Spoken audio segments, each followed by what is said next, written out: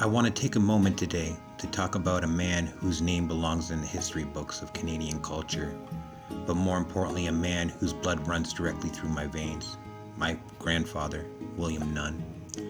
Most people know him or remember him as a phenomenal actor. They saw him commanding the screen on legendary shows like X-Files, bringing stories to life and the kind of raw talent and dedication and only a true old-school professional possesses.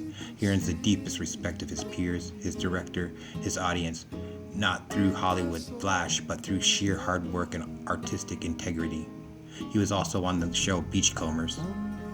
But as incredibly proud as I am of his acting credits, there is a whole other side to his story that completely blows my mind. My grandfather wasn't just a part of Canadian television history. He literally helped build the foundation it stands on today.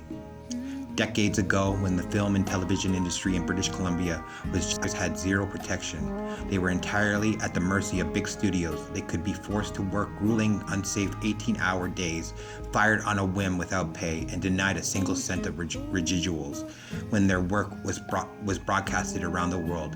It was a broken system.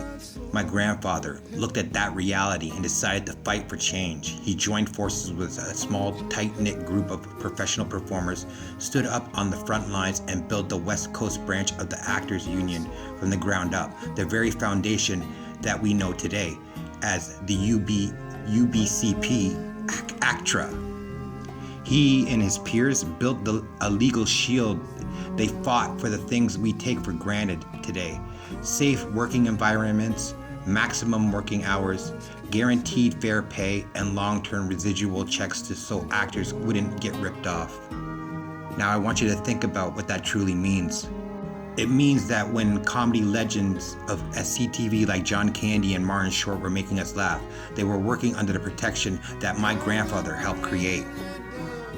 It means that when kids from Vancouver named Ryan Reynolds and Seth Rogen booked their first acting gigs in the 90s, they stepped onto the set that were safe, fair, and secure because of the blueprints my grandfather signed his name to decades prior. Every single Canadian actor who has ever made it big, from the stars of the Marvel Universe like Simu Liu and Tatiana Maslany to the young kid booking their first commercial today, is living inside the house that William Nunn helped build. He gave them economy and legal freedom to actually pursue their dreams safely.